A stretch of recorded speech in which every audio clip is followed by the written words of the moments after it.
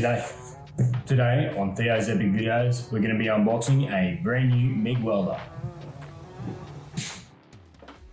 So here it is, $524 later, delivered a welder, a trolley and a roll of gasless wire. The TIG welder's been great. I've been loving learning how to use it. I have been doing car stuff, I've been doing fabrication stuff with it, just learning how to use it properly. Still a novice at this stage. I have a lot more experience with stick and MIG welding, but for what I was needing for the workshop, I needed to get myself a MIG. It's just a bit quicker. I can get stuff fabricated a lot quicker. So I've been eyeing off one of these for a while. One of the boys I know who does site work, he's actually bought one and he rates them really highly. He's got a big miller set up on the back of the truck, and he says, when I don't want to use that, I've got one of these set up with just a roll of gasless wire. It comes with everything that you need. It comes with a 3-meter genuine Binzel torch, a 4-meter earth cable, a 4-meter stick torch, 0.8 and 0.9 V-style rollers, 0.8 and 0.9 U-style rollers, so you can do alley or mild steel. You've got the standard liner for steel MIG, you've got the Teflon liner for aluminium MIG. So breaking it down, you can go back to that little graphic I popped up earlier, but it's a 200 amp inverter MIG welder. It's got, at 200 amps, it's a 20% duty cycle. It's compatible with gas or gasless wire, and it will do aluminium, obviously. It has a 15 amp power cord. I do have a piggyback lead for that. It's fan cooled. It is quite quiet, which is really good.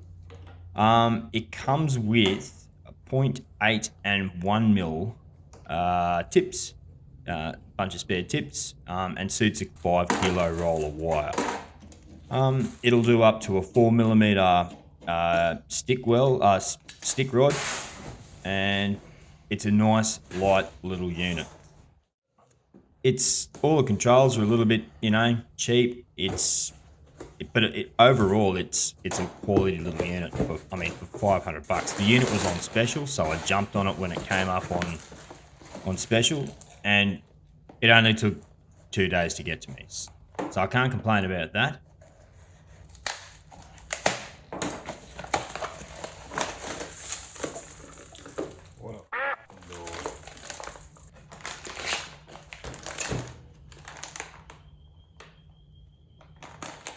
So a bit of an update, what's been happening in the background. Been working on plenty of cars. Welded up my cousin's rusted out old Rodeo. He had a windscreen leak, and so he took it to 5 people, and they all said they'd get him a quote. Well, 2 of them said they'd get him a quote. 3 of them couldn't be bothered because the Ute 20 plus years old. Nothing wrong with it, it just had a bit of rust around the top of the windshield. So about a month and a half ago, I said to him, come around mate, we'll give it a crack. We took the windscreen out, which was a mission in itself, followed up some sheet steel and bent it up and welded it back into spot. So that was pretty good. Bit of a learning curve. Tried to use the TIG welder on that, but there was just too much going on behind the paint, and it was just melting out. So I ended up borrowing a little MIG welder for that task. And because I don't have enough talent with TIG welding at the moment, I went back to MIG to get the job done. We patched it up, bogged it up, got a windscreen back in, and he's back on the road. So that was sort of like part of the convincing phase that I needed to have a MIG in the workshop, which is surprising because I should have had a MIG a long time ago, but I've been putting up with just your standard arc welding for so long because it's suited for what I need. But now I'm getting into more complex fabrication stuff. I need to have more capability. And yes, this is obviously one of the cheapest MIG setups you can buy. No, it's not a well-known brand, but it is a capable little machine. So, and that's all I needed. I need something to start off with. It wasn't going to cost me the earth. And something that worked. Other things that have been happening, I've been working with another channel on YouTube, Random and Ridiculous. we just published a video on repairing a transfer case in the shed for his Pajero. And we're going to be doing a few shed talks in the future, probably on his channel and this channel, and just talking about projects and things that we're up to and whatnot. Another thing that's happening in the background is that I've started a new brand. In the last 3 months, I've launched Sunset Chasers, and you can check that out on Instagram, Sunset Chasers _AU. And I'm developing products for 4-wheel drives, doing bash plates, doing winch carriers, armrests, all sorts of bits and pieces that don't necessarily exist, or custom work, and based it all out of the workshop here. But I have outsourcing and design capabilities with a bunch of suppliers that I used to work with in fabrication. So that's been pretty exciting as well. So if you want, jump on Instagram, have a look out for that, and yeah, follow along.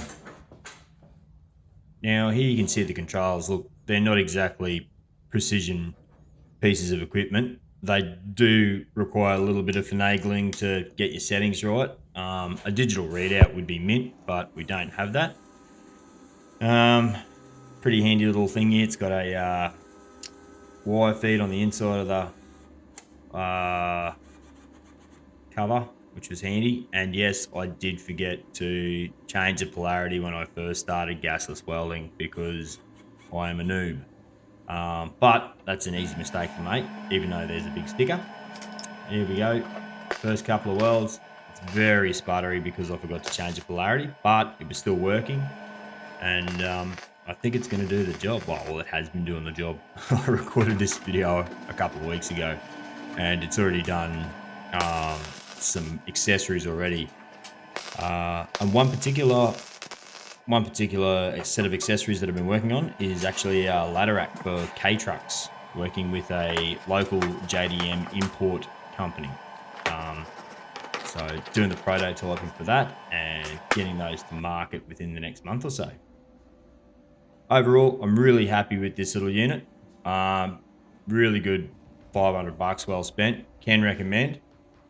And if you enjoyed this video, like and subscribe, and there's bound to be more on the channel soon.